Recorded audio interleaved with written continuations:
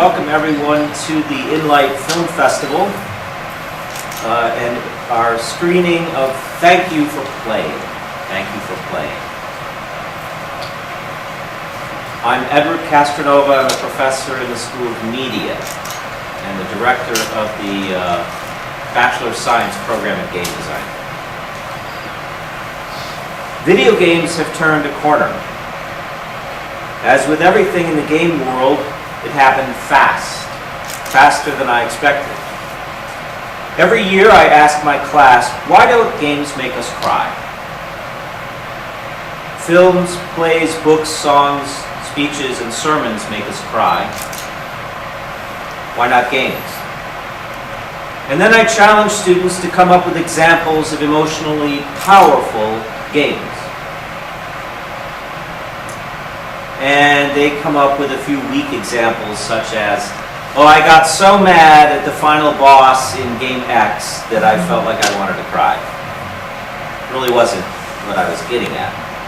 And this is how the class usually went until this year. This year, just a week ago, I did this exercise with my students. And this time they gave many solid examples of emotionally strong moments in games. Something has changed. Game making is growing up. Growing up. What does that mean? It sounds almost offensive. To suggest that people who are 50 are in some way wiser than those who are 25, how offensive. In 1968, it was said, don't trust anyone over the age of 30. And over the years, that changed into a culture where youth is deeply respected for being where it is, for being master of its own fate and future. Some of these masters now have chosen to make games. And they are making games relevant to their own lives and desires. And they began young, but time has passed. And when time passes, things happen. The average age of a video gamer has risen steadily over the years and is now in the mid to high 30s. Now, it is a fact of human life that as time goes by, a new element comes ever more strongly into that life, and that element is suffering. Now, it's true that many people suffer from the day of their birth. It's true that many young people live every day with soul-crushing sorrow. It's true, but those facts don't contradict the general truth that the amount of suffering in any given group or cohort does go up as time goes by. More stuff happens. And the older you are, the ratio of bad to good rises. You get dumped once, twice, 3 times. You have to distance yourself from someone who's really sweet and nice and devoted, but not just right. You have to do that once, twice, 3 times. You're forced to move, and move, and move again, and you find yourself alone in vast cities with nothing to do and no one to talk to. You lose your job once, twice, 3 times. You have a colleague who slips on a ski slope and smashes his head against a tree. Your grandmother loses her mind to dementia. You have a student who loses control of a car and ends up sliding into a head-on collision, killing himself and his wife, who's also your student. You try to bring children into the world only to have to say goodbye to them. Once, twice, 3 times, 4 times. Your body bloats. It begins to ache. Things break down. You have not reached your dreams, and the clock mercilessly ticks and ticks and ticks. These things are the difference between the old and the young. They are the building blocks of growing up. They happen to people who play and who make video games, and the artifacts of these people have begun to reflect this simple fact of human life. That dragon cancer, the subject of this film, was produced by a small team of artists supported by thousands of Kickstarter backers. Whatever their ages, this army of supporters showed a degree of grown-upness, maturity, that we don't normally associate with video games. Indeed, seeing the huge list of funders was one of the most moving parts of the game for me. Look at all those people who understand how much we need to address suffering in our art. Yes, the game was personally moving for me. It made me cry in 3 places. Now you have to understand, I'm a victim of Anglo-Saxon upbringing.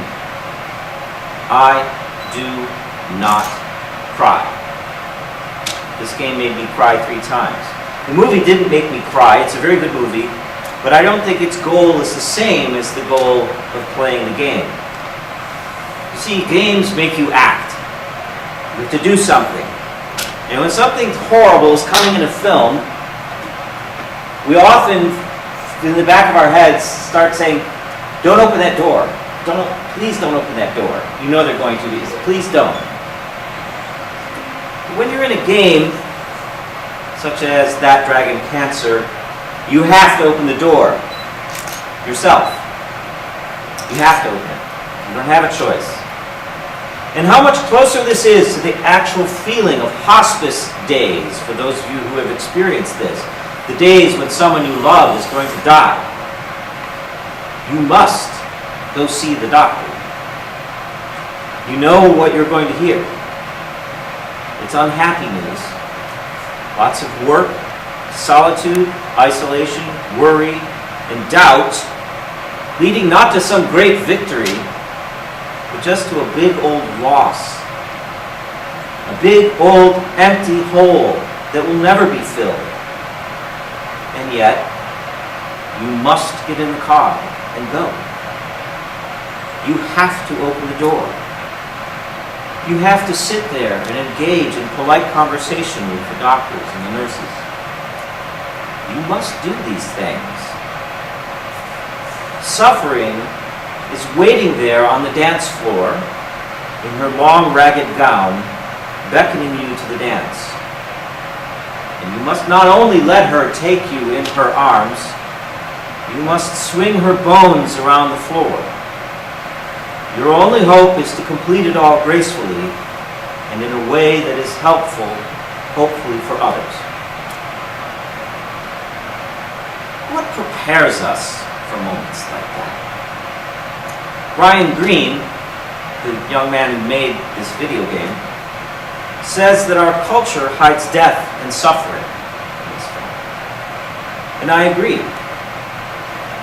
Where in our educational system do we learn how to be human in moments like this? Where do we learn how to forgive? Our culture is crying out for love and peace and understanding. Where do we learn how to be nonviolent? Where do we learn how to love? Where? Kohlberg's theory of moral sophistication is a dominant approach to all of this in the modern era.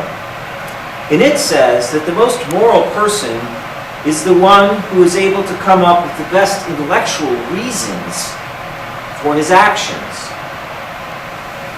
But Thomas à Kempis, who wrote 600 years ago, said, I had rather feel contrition than be skillful in the definition thereof.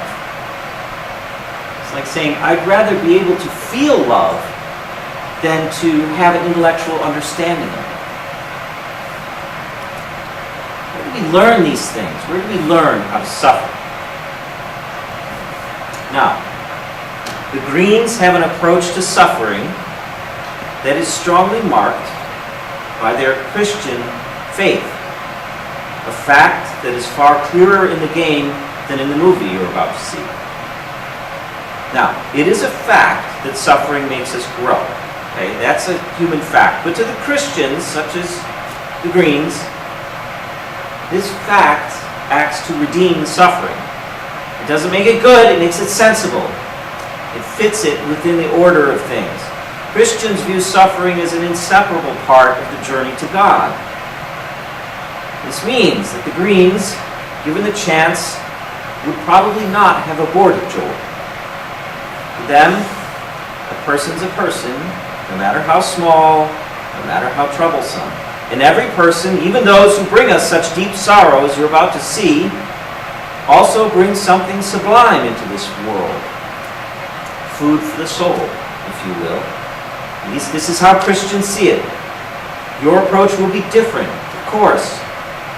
But I predict that your approach to these moments, if they have come already or if they're going to come in the future, will be just as thoughtful, just as deep, just as mature.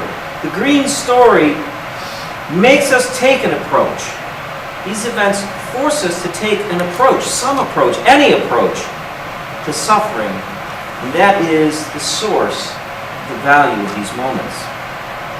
It would be very easy to build a world in which the suffering you are about to see just wouldn't happen.